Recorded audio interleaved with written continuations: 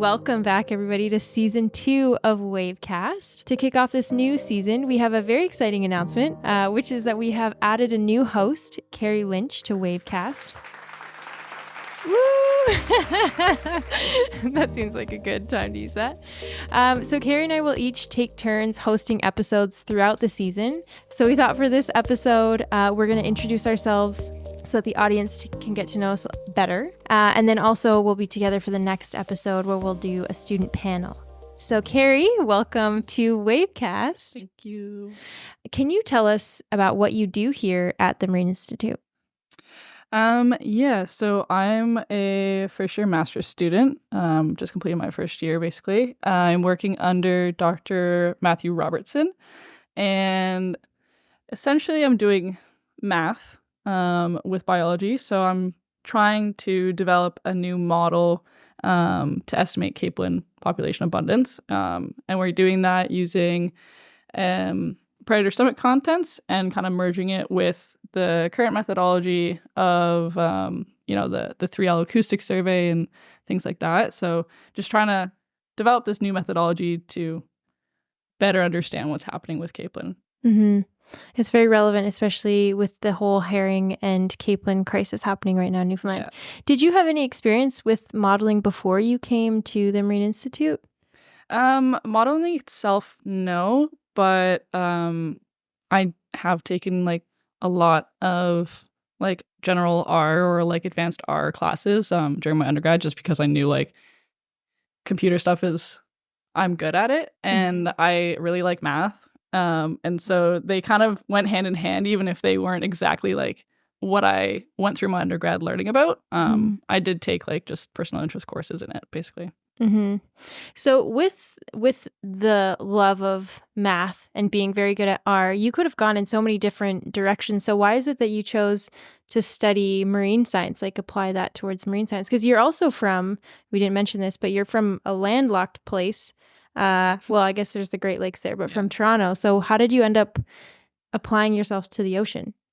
I feel like I, even though, you said I'm from a landlocked province, landlocked city, mostly, I have the stereotypical marine biologist growing up, in that I grew up on Lake Erie, on the north shore of Lake Erie. I grew up Toronto's on Lake Ontario, even though it's pretty gross down there. But I grew up on the north shores of Lake Erie, and I really saw throughout my childhood and even into part of my adulthood how much the land and the water there and the ecosystem just in general had changed. And Lake Erie has a big issue with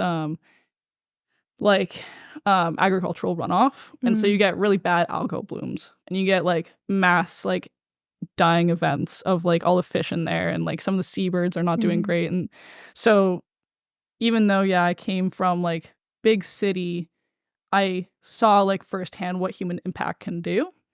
And that kind of really shook me. So going into my undergrad, I was I want to study biology. I want to know what kind of influence people are having on this environment. And just because I was always around water, I've always been interested in water, it kind of seemed like a no-brainer to just go into it. My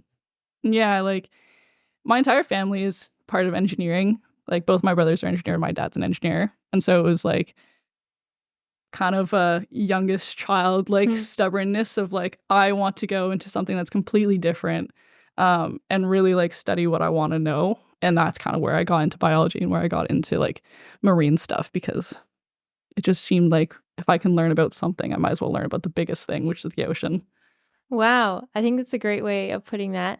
I also just wanted to double back and say that I don't know if that's necessarily everyone's experience getting into marine biology. I was expecting you to say something like one time you went to Florida and you swam with sharks and then you just fell in love with the ocean. I feel like that's something that you hear a lot of. But yeah, that's very interesting, because you're learning a skill that's directly applicable to what you're passionate about and interested in. A lot of people think that in order to become a marine scientist, you need to go out on vessels. But your experience is a little bit different. So do you want to talk about that?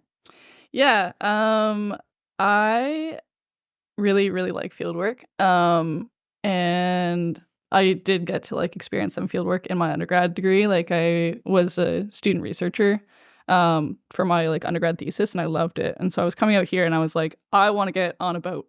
I think that would be so cool just to like get out and like just like experience what nature is. Because I always hear like these great stories about it.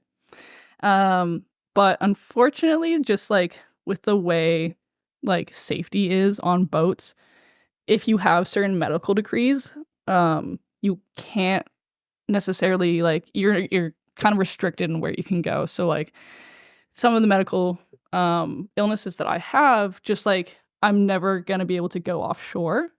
And that was like kind of a bummer to me because the Arctic is like just such a beautiful place. And I think just like understanding that even though I can't go there doesn't mean I can't still do important research. And I can like help plan everything. I won't be able to get there. I won't be able to get the experience, but like I can still help plan. I can still help manage people. I can still get the data from there.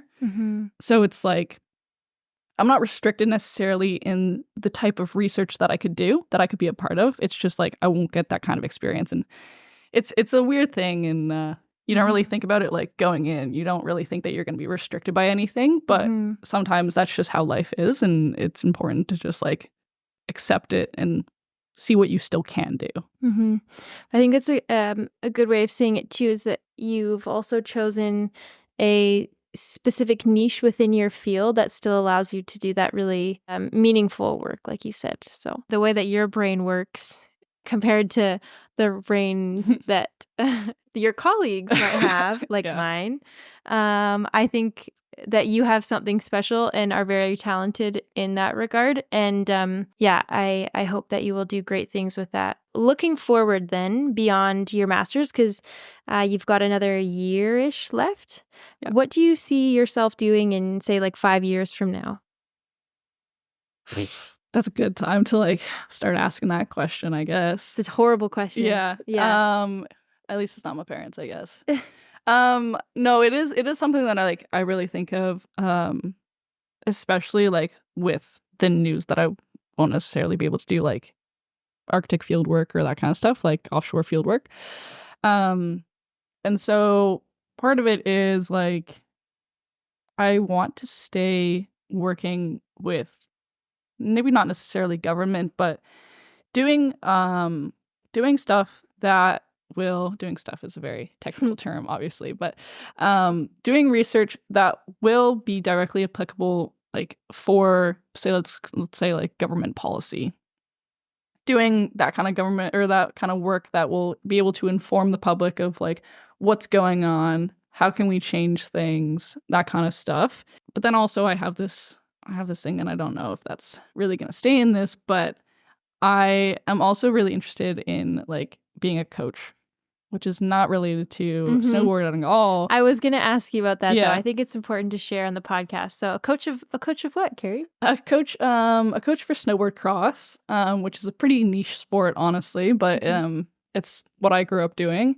And it's a very important part of my life. And I think actually like with this field of marine science, it's you can actually do both, because you can do like term work, I guess, where you're like employed for 6 months, 7 months out of the year. But then the rest of the 6 months, like you can be a coach. And that's something that's like, if you're on contract with some kind of government body doing research, you still have like the remaining months to be a coach if you want to be. And that's kind of where I've like tried to slot myself in terms of thinking about the future of like, I really, really am interested in developing the provincial team in Ontario, just because like I saw what was needed and that still hasn't been filled there. But I also don't want to give up on my dream of being like a researcher. Well, it sounds like they're both your dreams in different ways. Yeah. I also like am just such a firm believer that like you shouldn't have to give up on any one part of yourself. You just have to be able to manage both of them and like communicate well with both parties of like okay, well, for these like 6 months, like I got to be really on research. That's where my brain's going to be focused. Like I got to be on writing. I got to be on, analyzing results. And then like if I shift to being a coach, okay, well, it's all about my athletes. And it's all about like developing this program. How can we make them the best? And like I already did it as a student athlete. So why can I not do it as, an adult? So does that mean then that after your master's, you'll probably go back to Ontario, do you think? I think it depends where I can get a job, obviously, because my family still lives in Ontario. And we have a place in Collingwood, which is like the main ski area in Ontario.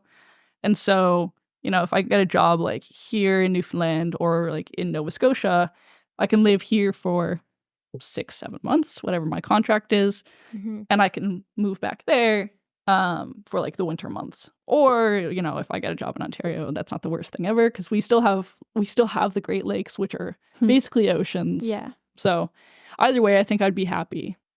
To bring it back to Wavecast, I'm just wondering, what kind of episodes do you think, or that you think that you'll be hosting this season, or what can the audience expect from you? Are there certain people that you have in mind that you want to talk to, or themes that you want to talk about?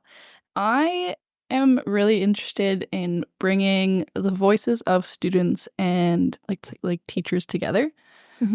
Seeing how we as students learn from our professors, our teachers, but also like what makes them qualified to teach us. We trust that they're giving us the right information, but it's also really important to like know what they do in their lives. And like outside of school, they're still like, that's their profession. So I think that that's like pretty interesting topic in general. I think you mentioned the student panel. I don't really remember if you mentioned the student panel. Briefly. Yeah, we can talk about it. The student panel I think is a really interesting idea to talk about as well, just because like everyone that comes in here has some kind of different educational background or experience in general, and what kind of like coping mechanisms they developed or found during their studies, and what's important, like what they found was good for them, could be applicable to others if they're struggling, or even if they're just like they need something new. Those are two things that I'm like really interested in developing. Cool. That's great. So we'll hear more about instructors and a lot more amplified student voices then with your episode. Hopefully. That's great. Yeah. Do you want to do I would love to interview Do you want to try to interview Eugenie? Yeah. Eugenie. Oh, this is so fun. I feel like I know you, but I don't really know you. Do you want to get into how you started here? Yeah. It was a long time ago, back in the day. No, just kidding. I've been here in January with 4 years. Oh wow. I did my master's here, which I think that you know.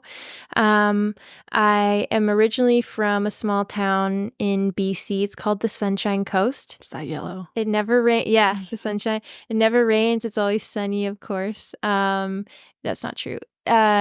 I did oceanography and biology in my undergrad and was really interested in big picture things, which is why oceanography was perfect, because it's all about patterns, and I loved learning about patterns. I have an interesting marine biology, I guess, stories. When I was a kid, I grew up on the water, and I started kayak guiding. I started working at this kayak shop when I was 15, and then I started kayak guiding there when I was 18. And I would take out like groups of adult men out on the water and tell them about the area and talk to them about all sorts of things. And we don't often see orcas every day. So a lot of times it was just me talking about barnacles or why the color might like look a certain way at this season. And so I got really, I think, interested in learning about those like minute differences that I was seeing every day. And I also got really interested in jellyfish, because we have a lot of jellyfish there, specifically moon jellyfish and moon jellyfish reproduction. And then I also started learning about the Arctic and thought it was so interesting. In BC, we don't have as much access to the Arctic as we do on the East Coast, like in Newfoundland and Labrador. So we that was one of the other motivators of why I moved here, was because there was this project where I could study the Arctic. And there was potential that there might be something with gelatinous organisms or jellyfish included in that as well. So that's why I ended up here. And what is it that you do here? Yes. I don't think I answered that. So I am a PhD student. I am studying in the same program, Fisheries Science and Technology. I have 3 separate projects that are somewhat related under the umbrella of fish distribution in the Arctic and in the subarctic. And then apart from that, they're very different. I have one chapter where I'm studying the role of jellyfish in the diets of fish using DNA in the goop of the stomach, which is super interesting. I call it my party chapter. I also have another chapter where I'm actually going to Nain in Labrador next week to do a qualitative study and do interviews with community members to learn about how they use the coastal fjord systems for fishing practices and cultural practices. And then I have my first chapter, which is we have a lot of data from the Amundsen, which is one of the research icebreakers that I work on each year. And I'm looking at the distribution of deep sea fish across the whole Canadian Arctic and the Labrador Sea. And so that one's maybe a little bit more my brainy chapter, my more not my party chapter, but still very interesting and important nonetheless. Yeah. Yeah, no, it sounds like pretty interesting and like relatively different projects that still kind of all tie together.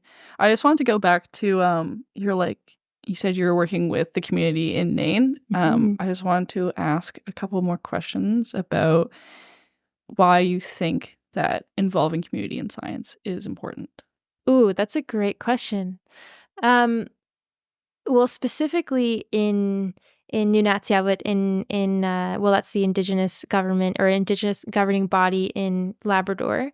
They are the main knowledge holders in those areas, and because their knowledge is passed down through experience and sort of storytelling, so they have this timeline of information that goes back long before there were any research vessels in the area. And also they have a lot more information through seasons as well.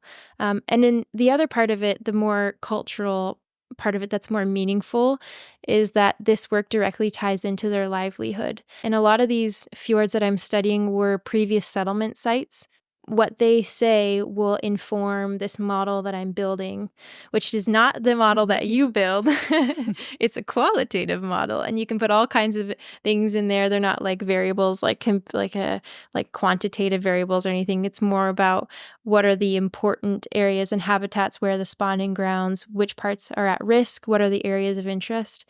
And then all of that work feeds into one of their projects called the Mapavoot, which is a marine plan that's dedicated to protecting coastal Labrador. So they'll be able to use that information directly. It's extremely important to consult with Indigenous communities before even starting the work, and to know where even to focus your attention, because I think a lot of people come in with an idea in mind about what they should be doing when someone might have already done that, or even it's just not useful. And then to come back and present to the community is important, which I'm trying to do. Yeah. No, that's actually like a very good answer. Kind of like I had other questions, but I think you really hit them all there, and like why it's important to like do work there and how you know where is important to even like focus your studies. And then like what the community benefits from the research. Like I think it seems very important all around, and it seems like you have a good idea and plan in mind of how you want everything to go. Hopefully, yeah. I've been saying this last like few weeks. I feel like I'm flying by the seat of my, what is it? What's the saying? Flying by the seat of my pants? I would say it's seam. Is it? I think it's seam. That makes more sense. Yeah. I am flying by something. Yeah. And I'm just trying my best. I'm trying to learn and put things together. And and we'll see how it turns out. So would you say that that's like an important part of graduate school, is just like holding on to whoever has the knowledge and trying to learn from them? I think so. And having humility also and knowing what you don't know. And I also think we maybe, having humility is really important. Yeah. And but I'll say too, it's important to be okay with being uncomfortable because you're not going to know everything. And I'm in a situation right now where I'm just flying up there and we're going to see what happens. And I think it'll work out. And I've prepared as much as I can. But at the end of the day, you're working with all kinds of people, whether that's with community members or whether that's like going on a boat or whether that's going to a conference. You never really know what will happen. But yeah, it's important just to be uncomfortable and to go with the flow. Like any marine biologist, you know, go with the flow. You gotta embody what you study. Yeah. So I guess those like 3 main projects are occupying quite a bit of your time for the next few years. But do you kind of have an idea of what you want to do afterwards, or is it just focusing on research right now? Yeah. So my second love, yours might be snowboard cross. Mine is science communication. I started making funny videos of myself back when I was like 10 years old. And I still do. You're really like high up on the TikTok chains these days. Oh my gosh. Yeah, I was. Yeah. Oh, these days. Yeah. Well, these days I'm doing a lot more podcast interviews because that's been really fun to focus my attention towards the people that are in this building and getting to know them. And it's been really eye-opening to get to meet all of these different people and actually to form connections outside of the podcast and to collaborate. Even we went to Holyrood at the launch, and even just seeing all of the equipment and gear that they have there, they gave me a lot of ideas for my own project. So when I'm done, I hope that my career will look something like those two things and kind of what I'm doing now. So I'd love to work for DFO as a research scientist. That's sort of like the main plan. And then I'd love for the science communication part to still be very important. And whether that's with podcasting or videos or I guess those are kind of the main ones. Or just like TikTok, social outreach, like community events, kind of things like that. Because it seems like you want to be involved in community. And so I do, yeah. Although I will say, funny story, I did go to the Labrador science camps last year with high school students. And I had a whole presentation queued up about how to become a marine biologist and everything. And I worked really hard on the presentation. And I got there, and it was the most humbling experience that I've ever had. And I mean, that's including like conference talks. That's including my piano recital when I was like 13. Yeah. They didn't really care. And they I think some maybe appreciated it, but I'm not sure. So but yeah, I'd still do those. I still think I could get them on the next one. But yeah, I love that outreach with schools as well. Do you think that like maybe the reason it wasn't like a hit with them was just because they have a different way of storytelling or a different way of like communicating ideas? It could be, yeah. It could be. The context of it was we were sitting in a classroom and watching a presentation, and then I was showing them some videos. So it could be that wasn't the way, like if you want to be a marine biologist, you might want to give them hands-on experience. Mm-hmm. And then we actually did. So I brought little instruments because in our department in the Center for Fisheries Ecosystems Research, we have a lot of outreach tools, and we have these little plankton nets that don't actually work, but you can dip them in the water and pretend.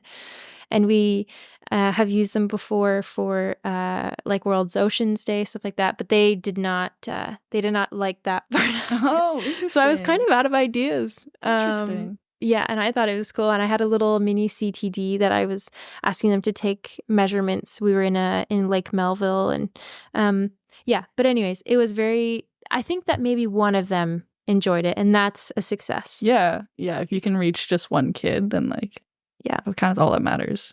Yeah. So, no, it sounds really interesting. Was very interesting. Good question. Thank you. Yeah. That's Is there anything? That's everything. I feel like I got like a pretty good understanding of who you are. I hope you understand who I am a little bit more now. Yes, I think I do, yeah. And I'm so excited to hear your podcast episodes that'll come out. I think they'll add a new flavor to the show. So thank you everybody for listening to this episode of Wavecast. We look forward to seeing where this new season takes us together. And if you have suggestions for future episodes, or if you have questions for either of us, Kerri or myself, you can feel free to send an email to wavecast@mi.mun.ca. We'll see you in the next one. It's actually going to go into the jingle. Nice. The jingle.